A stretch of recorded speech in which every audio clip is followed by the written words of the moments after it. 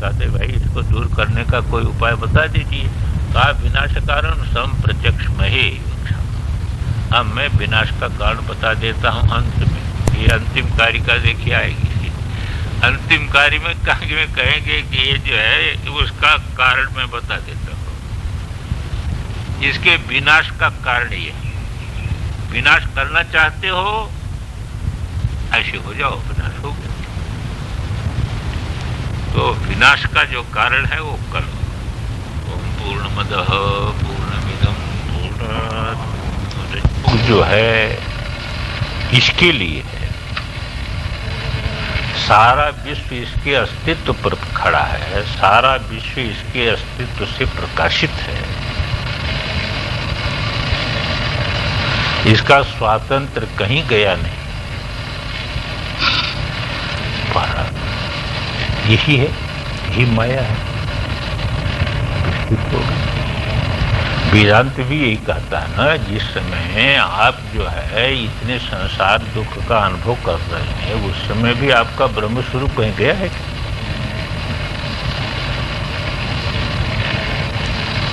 वेदांत कहता है कि स्वप्न में जिस समय आप बड़े संकट का अनुभव कर रहे हैं, उस समय भी आपके जीवन में कोई समस्या है क्या?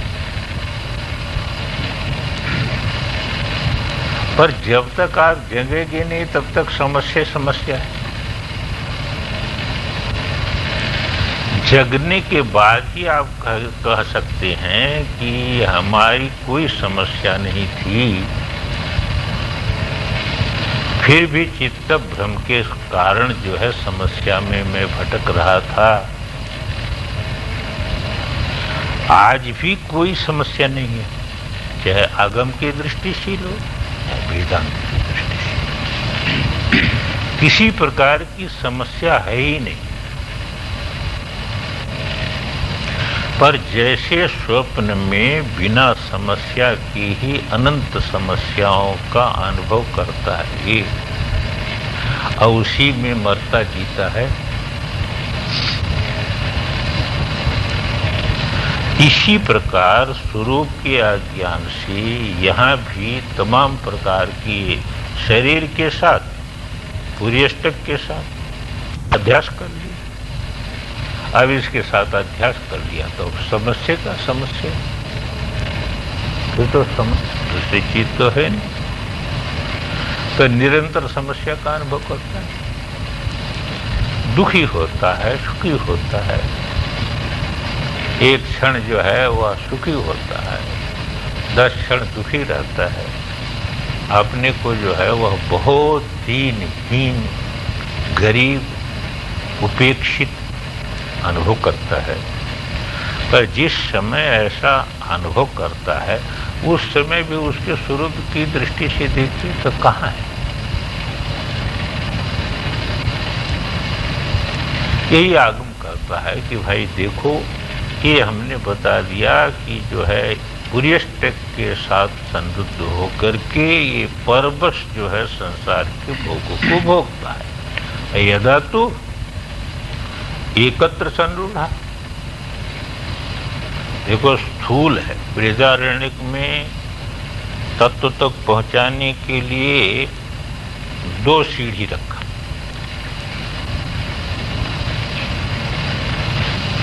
और 2 सीढ़ी रखा और उसके बाद तत्व में पहुंचाया। और इसके लिए 2 दृष्टांत रखा। पहले कहा कि ये नाम रूपात्मक जो जगत है यही सत्य है, मूर्ता मूर्त जो है ये सत्य है। फिर कहा कि ये सत्य, इसका सत्य क्या है? प्राण है। इसका सत्य प्राण है। अब सूक्ष्म को ले लिया। जैसे हम कहें कि भाई जो है आपका क्या स्वरूप है? कहा कि वही यही स्वरूप है जो दिखता है। कहा बात सत्य है, पर इसका सत्य क्या है? सूक्ष्म शरीर है। इसमें सत्यता कहाँ से आ रही? इसमें सत्यता आ रही सूक्ष्म शरीर से। सूक्ष्म शरीर इसको छोड़ देगा है? तो छोड़ देगा तो ये कहाँ रहेगा सत्य? ये न देवदत्त रहेगा न यज्ञदत्त रहेगा, ये तो राख हो जाएगा या मछली का भोजन हो जाएगा या पशु पक्षी का भोजन हो जाएगा। इस शरीर का आज इतना अभिमान कर रहा है, इसमें कहाँ सत्य? तो कहा कि व्यवहार में इसी को सत्य ले रहे हैं। तो कहा विचार करके जब देखोगे तो लगेगा इस सत्य से कौन सत्य है? सूक्ष्म शरीर। और सूक्ष्म शरीर भी करण है, और करण होता है साधन रूप। तो साधन अपने में स्वतंत्र तो होता नहीं। तो सूक्ष्म शरीर किसके लिए है? अरे भाई, ये सूक्ष्म शरीर में नेत्र है, नेत्र से देखता है। अरे देखता है तो किसके लिए देखता है?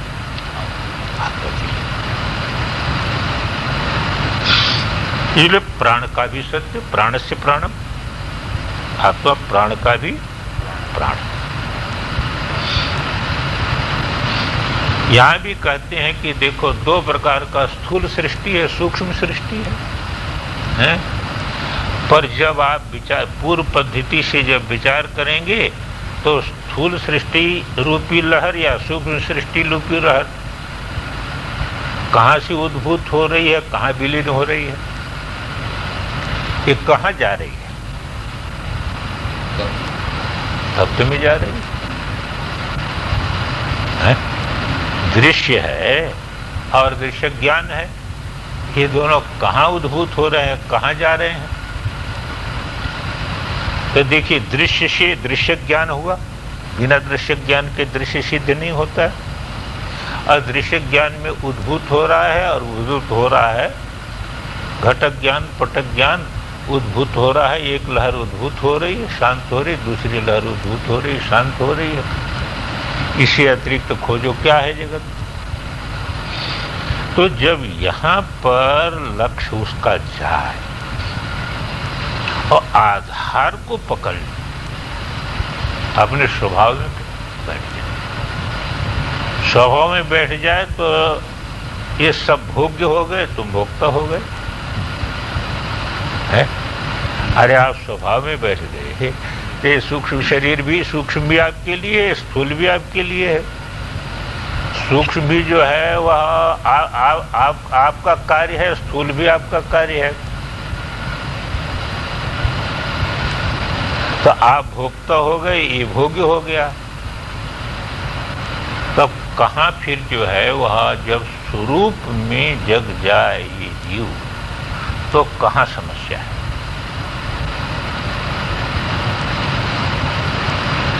सबसे बड़ी समस्या आज के युग में ये है कि हम के शरीर के आधार पर जितना विचार करते हैं, उतना विचार मन के आधार पर नहीं करते।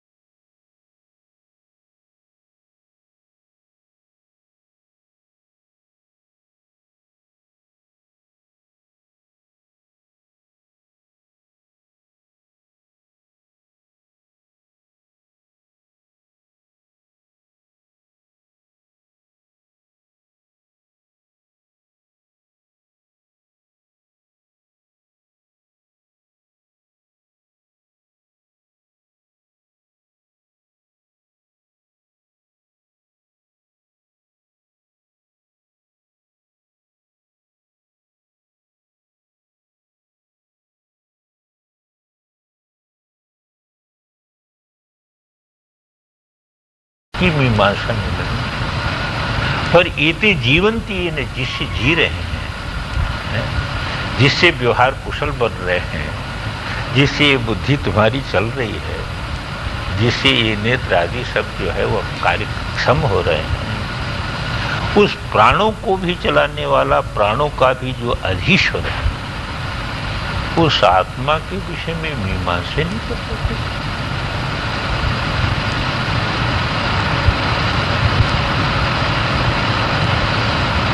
तो हम ये कहते हैं कि बहुत साधकत्व हुआ तो व्यक्ति मन को लेकर के साधक विचार करता है, नहीं तो विचार शरीर को लेकर होता है। कितनी सुविधा है, कितनी असुविधा है?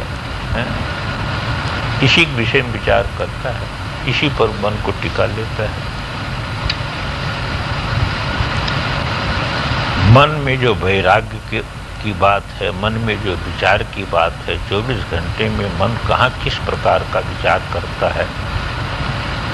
यदि बाहर का जो है वह की असुविधा मन में संसार से वैराग्य का विचार उत्पन्न करे तो अच्छा ही है, खराब क्या है? अच्छा या खराब क्या?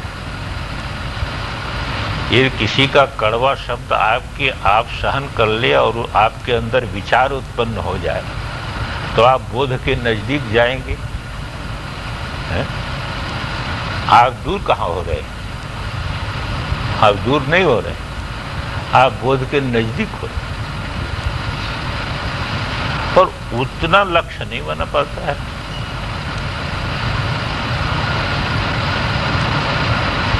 इसी को कहते हैं यदा तु एकत्र संरूढ़ तदा तस्य लयोदयो नियच्छन। फिर इनकी उत्पत्ति और प्रलय को जो है वह क्या कर लेता है? वो जो है वह दोनों को जो है वह नियमित कर लेता है, दोनों को देखता है कि अपने में उठ रहा है, लीन हो रहा है। ये सारी सृष्टि मुझ में जो है उठ रही है, एक लहर उठ रही है, एक लहर लीन हो रही है। वो सृष्टि प्रलय स्वयं में देखता है, सृष्टि प्रलय का अनुभव स्वयं में करता है। तो देख रहा है सृष्टि की लहर कहाँ उठ रही है और कहाँ प्रलय को प्राप्त हो रही है। ये शरीर कहाँ से उद्भूत हो रहा है, ये पुर्यष्टक कहाँ से उद्भूत हो रहा है, कहाँ लीन हो रहा है। तो जब ये देख लेता है तब वो देखता है कि मुझसे ही उद्भूत हो रहा है, मुझ में लीन हो रहा है, मुझसे अतिरिक्त इसकी सत्ता नहीं है, मेरा स्वातंत्र है। तब उसका भोक्ता बन जाता है, उसकी पराधीनता समाप्त हो जाती है।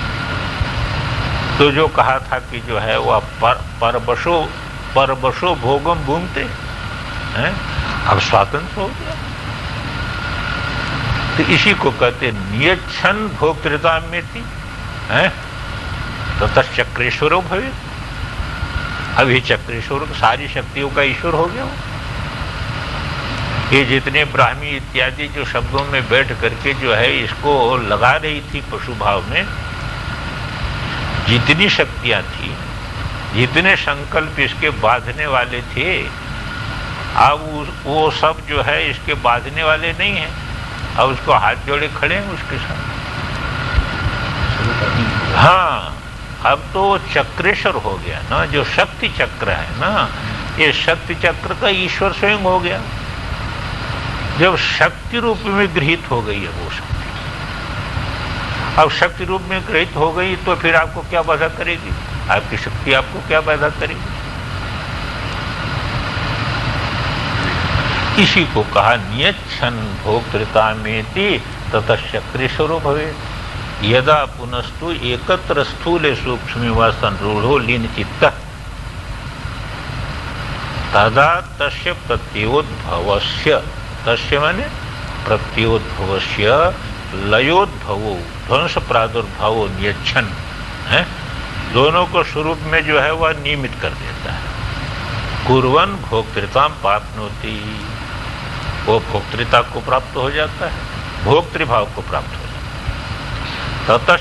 ततः चक्रेश्वरो भवेत् सर्वाधिपतिर्भवति, सबका अधिपति स्वयं हो जाता, तो सर्वाधिपति हो जाता है वो। तो ये बता दिया। पहले देखिए साधन बताया था,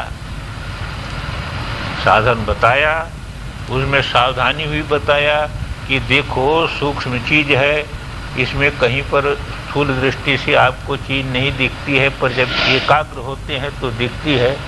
ऐसे आप एकाग्र जब होंगे तो आप देखो एक वृत्ति कहाँ से उद्भूत हो रही है, कहाँ लीन हो रही है, तो एकाग्र बनेंगे। और जब उस आधार को पकड़ेंगे तो फिर यही स्थिति होती है, और उसको नहीं पकड़ेंगे तो शब्दानुवेद में जो ये ब्राह्मी जो है, रौद्री इत्यादि शक्तियां बैठी हुई हैं, वो वामा ज्येष्ठा इत्यादि जो बैठी हैं, ये अपना काम करेगी। जैसा शब्दानुवेद होगा, आज तो जैसा शब्द चलावे ऐसा हम चल रहे हैं। अरे एक शब्द अभी बोल दें तो आप हमारे सामने हाथ जोड़ के खड़े हो जाएं, और दूसरा शब्द बोल दें तो आप गाली देने लगे हमको। आज जैसा शब्द चला रहा है वैसे तो चल रहे हैं आप। शब्द तो है ना, शब्द जैसा चला रहा है वैसे तो चल रहे हैं। आप विवेक से कहाँ चल रहे हैं? शब्द जैसा चला रहा है वैसे चल रहे हैं। अपमान का शब्द बोल दिए, बस दुखी हो गए। सम्मान का शब्द बोल दिए, आप प्रसन्न हो गए। तो शब्द में बैठी शक्ति तो आपको चला रही है, आपका स्वतंत्र कहाँ है? आपका स्वतंत्र कुछ नहीं है। शक्तियां जैसी चला रही है ऐसे आप चल रहे हैं। आप स्वतंत्र, हम कहते हैं कि जगत में जो विषयों में जिसका चित्त लगा है, वो अपने को स्वतंत्रता का यदि अभिमान करता है तो इससे मिथ्यापन क्या होगा?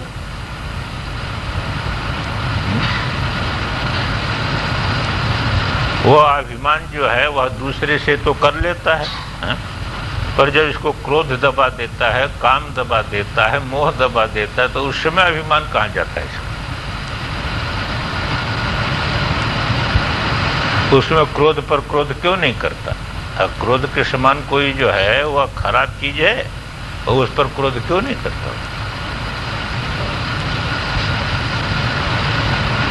तो इसका अभिमान मिथ्या है। विषय इसको खींचे चले जा रहे हैं और अभिमान झूठा करता है। तो तुम्हारा क्या अभिमान है? भोग तुमको खींच रहे हैं और तुम अभिमान कर रहे हो, तो तुम्हारा अभिमान किस काम का? तो मिथ्या अभिमान है। हाँ, भोक्ता के भाव को प्राप्त करता है। हाँ, भोक्ता तो यही तो है ना, आगम्य और वेदांत में यही अंतर। आगम ये कहता है कि तुम्हारी शक्ति है, तुम भोक्ता हो, ये शक्तियों का संचालन तुमसे हो रहा है, तभी तो चक्रेश्वर बनेगा, नहीं तो चक्रेश्वर कैसे बनेगा? बिल्कुल यही मुक्ति है ही है। कोई नहीं, भोक्तृत्व मने भोग, जब कोई भोग अलग हो तो अलग तो है ही नहीं है, वहां भी वैभव है।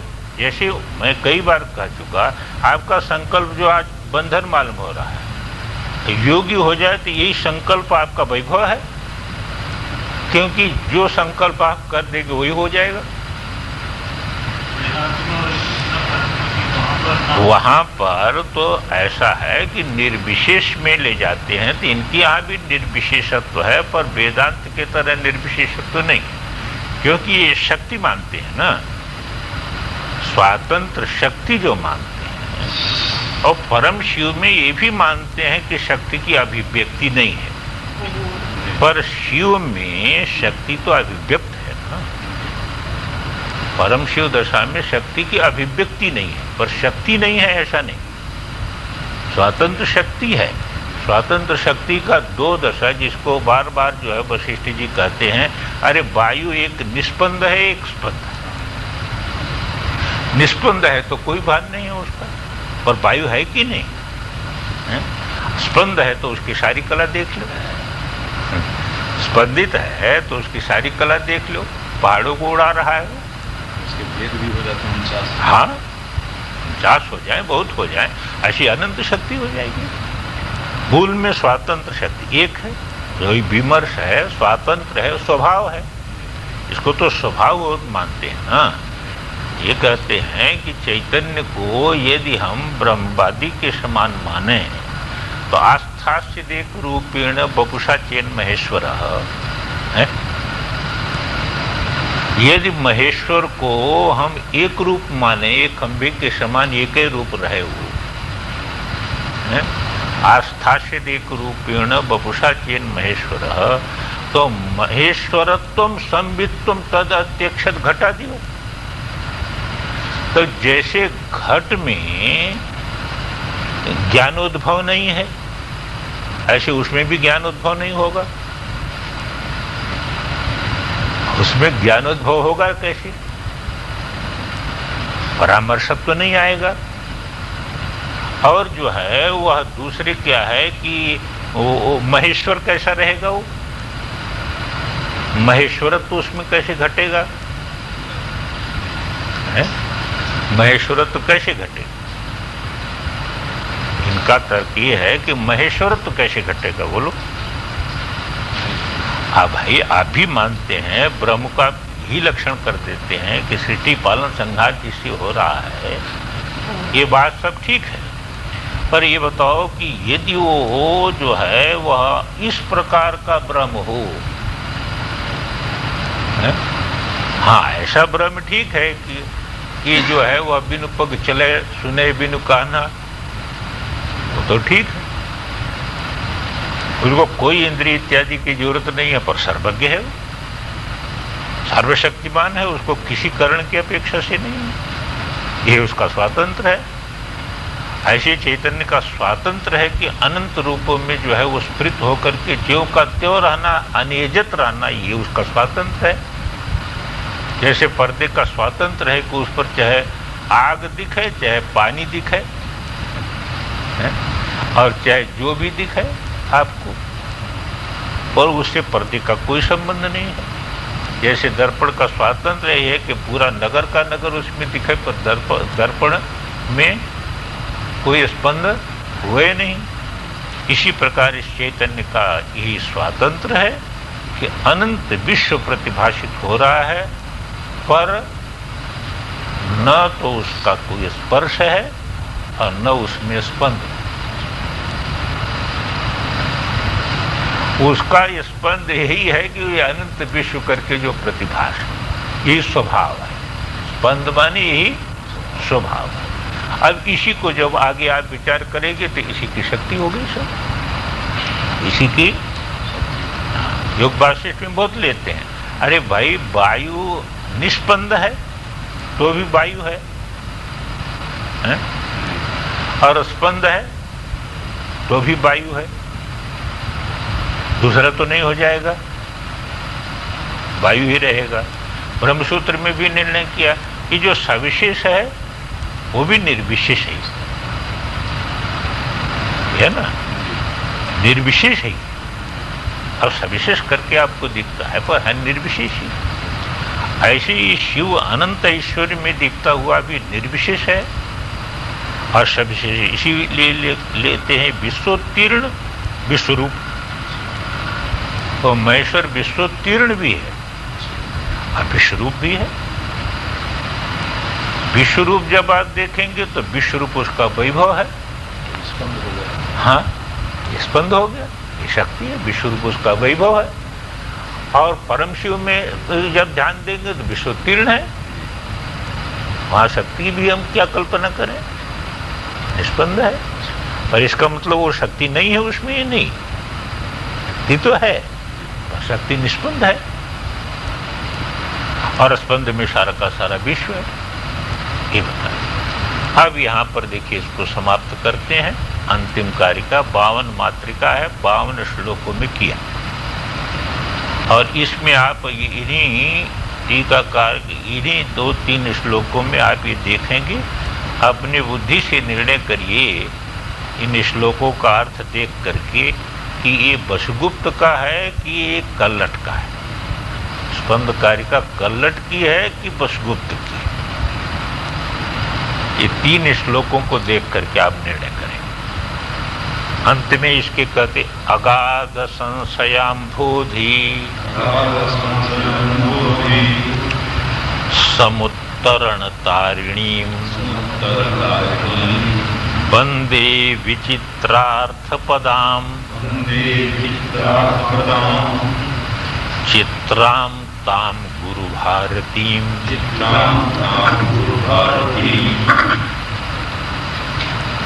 अब जो कथानक के अनुसार शिव गुरु हैं, शिव सूत्र के गुरु शिव ही, और शिव से जो है वसुगुप्त को महादेवगिरी पर प्राप्त हुआ।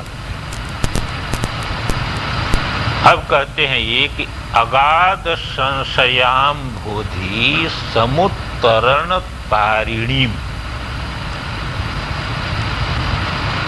विचित्रार्थ पदां चित्रां गुरु भारतीं अहम वंदे। ताम गुरु भारतीं अहम वंदे, वो गुरु की उस वाणी की मैं वंदना करता हूं, गुरु के उस उपदेश की उस वाणी की मैं वंदना करता हूं। गुरु भारतीं ताम गुरु भारतीं अहम वंदे। वो कैसी है? चित्रा, बड़ी विलक्षण, वो बहुत ही विलक्षण है। वो बाहर से ऐसी दिखाई देती है कि जैसे जो है वह चित्रित हो और अंदर उसके प्रवेश करो तो एक ही रहती है, दो रही होती है। आप बैखरी में देखते हैं तो जो है वह चित्रित है, पर परा में पहुंच जाइए तो है, परा में आप पहुंच जाएं तो ये सब चित्र।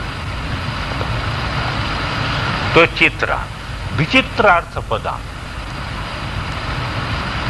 ही चित्रा में हेतु है। विचित्रार्थ पदा अर्थ, एक एक पद के विचित्र विचित्र अर्थ निकल रहे हैं। जैसे जो ये प्रसाद प्राप्त जो वाणी होती है, उसको जितने लोग अर्थ करेंगे उनको अलग ही अलग अर्थ, एक अर्थ उसका नहीं बनता है। जो जैसा अधिकारी होगा उसको उसी प्रकार का। ये प्रासादिक जितने ग्रंथ हैं सब में ही विलक्षणता है। कोई कर्माधिकारी होगा तो उसको कर्म की प्रेरणा उसमें से मिल जाएगी। कोई भक्ति का अधिकारी होगा तो उसमें सब जगह भक्ति भक्ति उसको दिखेगी, और कोई ज्ञानाधिकारी होगा तो उसको ज्ञान ही ज्ञान। इसीलिए महापुरुष लोग ऐसे वाणियों का अर्थ तीन प्रकार का अर्थ, तीनों अर्थों को संभाल करके जोड़ते,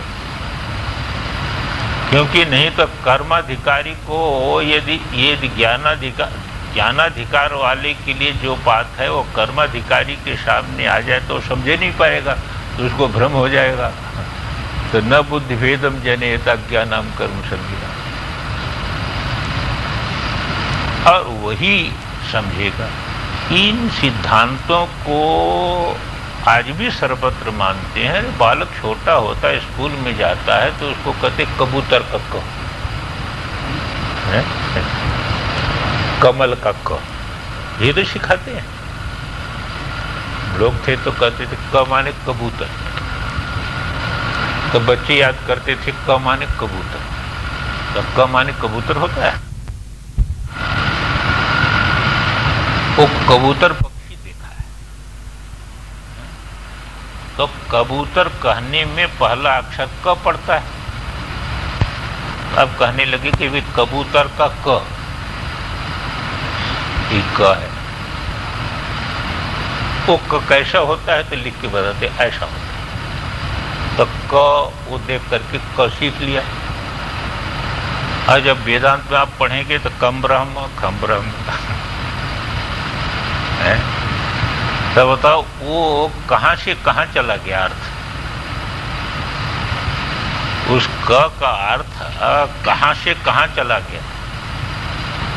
बीच में रहेंगे तो क कौन हो गया ब्रह्मा, क कौन हो गया जल, ये सब अर्थ हो जाएगा। पर मूल में जब चले जाएंगे तो कम ब्रह्म कम ब्रह्म, तो एक ही है कि नहीं। पर वो उसका अर्थ है शिव। इसलिए कहते हैं ये विचित्रार्थ पदार्थ है। ऐसी जो है गुरु भारती इनका विशेषण है। और इसमें विलक्षणता क्या है, अगाध संशयाम भोरी है। ये संशय रूपी समुद्र अगाध है। सब कुछ व्यक्ति तर जाता है, बस संशय जो है संशय बने रह जाता है।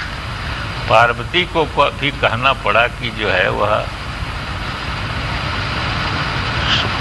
सती शरीर में भी संशय हुआ है, और शिव जी साथ में है तो भी संशय। और पार्वती शरीर में भी उन्होंने कहा कि अब पहले जैसा संशय नहीं है।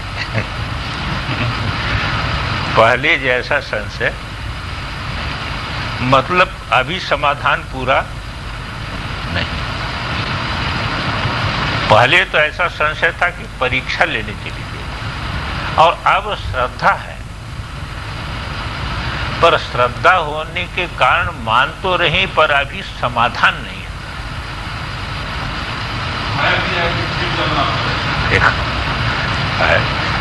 बहुत बार ऐसा होता है ना कि भाई शास्त्र की बात, गुरु की बात, अब आप कहते हो कि जो है उस पर अविश्वास नहीं कर लेना चाहिए, तो मान लेते हैं हम, पर समझ में तो नहीं आ रहा है, अंदर समाधान तो नहीं। इसलिए कहते हैं कि ये संशयाम बोधि कैसा है, अगाध है। इसका पार पाना जो है बहुत कठिन। कितने दर्शन है, आप पढ़े तो मत्था चक्कर खा जाए। किस ऋषि की बात माने आप?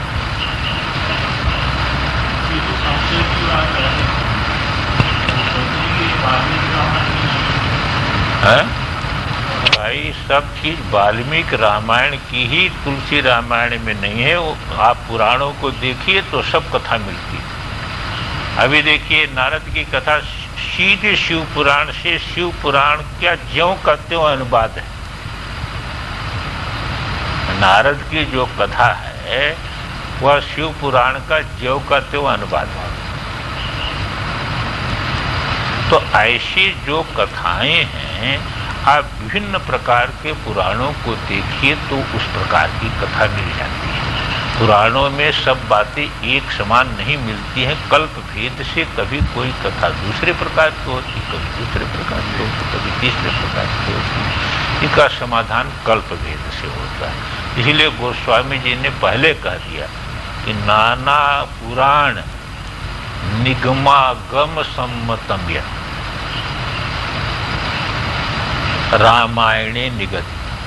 अब कहते क्वचि दन्य तो कहीं कहीं परंपरा से या किसी जो है भक्त के किसी ग्रंथ में भी कोई बात है, उसकी अनुभूति है, तो कहीं कहीं हमने उसको, क्योंकि वो भी प्रमाण है, अनुभवी प्रमाण है। ऐसा आपने रामायण में लिखा। और जब आगम को आप पढ़ करके रामायण को पढ़ें तो आपको लगेगा कि आगम का इतना जो है वह इस प्रकार का ज्ञाता जो है वह गोस्वामी तुलसीदास जी थे। ये आगम निगम के कैसे ज्ञाता थे। एक एक अक्षर, ज्ञान की कथा में तो एक एक अक्षर बिल्कुल आगम रहस्य प्रकट कर दिया। तो अगाध संशयाम बोधि, अब ऐसा बड़ा अम्बोधी है तो उसको कोई हाथ पैर से तो तर नहीं सकता है? और उसको न कोई सुखाना चाहे तो सुखा सकता है, पर एक ऐसा जहाज दे दिया जो है गुरु की, जो ये भारती है, गुरु की जो वाणी है वो ऐसी नौका है कि इसके पार कर देती है, वो पीछे छूट जाता है और आगे संशय क्षेत्र ही निकल जाता है। और संशय क्षेत्र निकल ही जाएगा जब सभी शब्दों का एक अर्थ हो जाए, तो संशय क्षेत्र रहेगा। तव तव च काकिल नास्तुतिरंबिके सकल शब्दमयी किलते बपू। हे माता, यदि मातृका आपका स्वरूप है, अ से लेकर के क्ष पर्यंत ये जो है मातृका आपका स्वरूप है, और इसी से सभी शब्द बने हुए हैं, तो ये बताओ कि कौन सा शब्द ऐसा है कि जिसमें आपकी स्तुति नहीं है, क्योंकि आप ही तो उस शब्द के रूप में अभिव्यक्त हो रही हो। तो कौन सा ऐसा शब्द है? देखिए, वेदांत हो जाए आगम, कोई भी ऐसी वृत्ति आप नहीं कर सकते कि जो चैतन्य व्याप्त न हो। ऐसे यहाँ कोई भी संकल्प शक्ति ऐसा नहीं कर सकते कि जो मूल स्वभाव शक्ति से व्याप्त न हो। तव च काकिल न स्तुतिरंबिके सकल शब्दमयी किलते बपू। तुम्हारा शरीर ही जो है ध्यान में ही तो आता है, सब अवयवों कर आता है, और क्या है, ये क्या है, वो क्या है, ये सब अवयवात्मक ध्यान है देवी। मुख में नेत्रे च कर्णौ नासा वंश फुटे हृदि तदनुजो वर्णो कपोल द्वयम कादर दक्षिण तो भुजो अपरस्य बामो भुजः। ऐसे पूरा शरीर का ये वर्णात्मक ध्यान है। कहते हैं तव च काकिल न स्तुतिरंबिके सकल शब्दमयी किलते बपू। सकल मूर्तिषु मे भवदन्वयो मनसि जासु बहि प्रसरासु च। जितनी मूर्ति है, चाहे वो मन में हो चाहे बाहर, इसमें मैं भवदन्वयो ऐसा कहती है, क्योंकि आप ही तो, आप मेरा स्वरूप भी तो आप ही हो गए ना। ये देखो तत्वमसि हो गया। मैं भवदन्वयो मनसु जासु बहि प्रसरासु च इति विचिन्त्य शिवे। ऐसा जब मैं सोचता हूं तो अशिवपना मेरा सब दूर हो गया। अशिवपना अब रहेगा, तब संशय कहाँ रहेगा? तो संशय नहीं रह सकता है। इसी को कहा अगाध संशयाम बोधि समुत्तरण तारिणीम वंदे विचित्रार्थ पदाम चित्राम ताम गुरु भारती। यहाँ ये 52 जो श्लोकों में लिया, 52 कारिकाओं में, इसका तात्पर्य यही है कि 52 मातृका मानते हैं। आगम में 52 मानते हैं, मातृका 52 ही मानते हैं, जिसमें आपके 16 स्वर और 33 व्यंजन कितने हो गए? 49 हो गए हैं। 49 तो ये हो गए, और जिह्वा मूली उपध्वनीय 49 तो 51, समझे ना। और एक कोई लेते हैं कि प्रणव ये मिल करके 52, अथवा क्ष इसको लेकर के एक संयुक्त वर्ण है ना क्ष, उसको लेकर के 52, तो 52 यही होता है 52, समझे ना। और ये जब ये क्ष को लेकर के 52 करते हैं तो प्रणव को लेकर के 53 करते हैं, समझे ना। और एक जो कहा ना अनुस्वार, समझे ना, अनुस्वार विसर्ग, तो ये तो 16 में आ जाते हैं, ये 16 में तो आ जाते हैं ना, ये तो अनुस्वार विसर्ग 16 में आ जाते हैं। पर एक वर्ण संस्कृत में और है, कौन सा है, तो ये तो हो गया अनुनासिक, अनुनासिक जो दो भेद किया है, इसको लेकर के 54 वर्ण, और इसीलिए 54 का अनुलोमक क्रम और विलोमक क्रम, इससे 108 दाना की माला बनती है,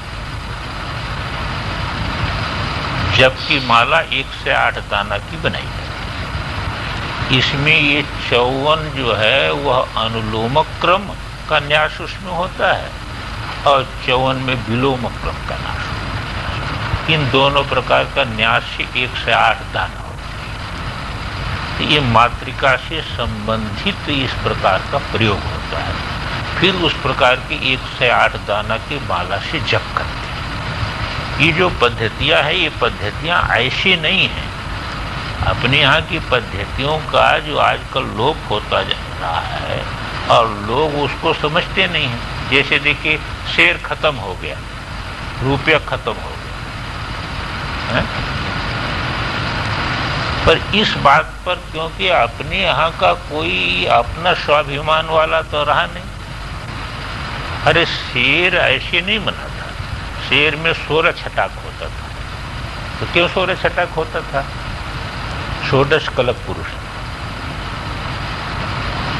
षोडश कलप चतुष्पाद पुरुष है ना, इसलिए 4 चौनी होती थी उसमें, और 16 आना होता था। ऐसे शेर होता था, उसमें 16 छटाक होता था। ये 16 की बात और 4 का, उसका 4 का विभाग ये क्यों था?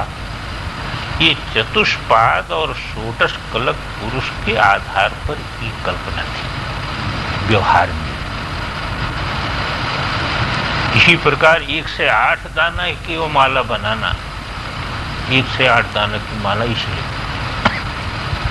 कि मातृका को जब 54 रूप में हम ले लेते हैं, उसको जोड़ करके, तो उसको अनुलोमक क्रम में और विलोमक क्रम में, यानी एक तो पहले अ से ले जाएंगे, ओम से शुरू करेंगे और करके क्ष तक ले जाएंगे, और फिर वहां से क्ष से लेकर के ओम तक।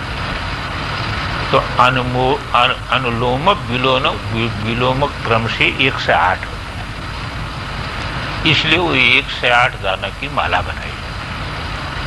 तो अब आपका निर्णय है, व्याकरण शास्त्र में जो निर्णय है वही है। सरसुर भाषा, एक ऐसे सूत्र है ना, है उनका कहाँ पर करना, इसका व्याकरण में नियम है, उसी सूत्र से समझ है। ओम को लेकर के 54 होता है, समझे ना। ये हो जाते 53, 52 तो सीधा है। अरे 52 तो ये 16 हो गया, और 16 13 49 हो गया, 49 तो यही हो गया, और 49 में ये हो गया, और क्ष वर्ण को लेकर के 50 हो जाता है, और 50 हो गया, जीवा मूली उपदमादि को लेकर के 52 हो जाता है, 52 ये हो जाता है, और ओम एक हो जाता है, और अनुनासिक एक हो जाता है। कहीं कहीं अनुनासिक की जगह त्र को लेते हैं, त्र, या मात्रा को न लेकर के लेते हैं। एक आप देखेंगे कि महाराष्ट्र में विशेषकर वैदिक में ड़, आपकी हिंदी में भी एक ड़ होता है, ड़, वो ड भी नहीं है। हाँ, वो ड भी नहीं है और ण भी नहीं है।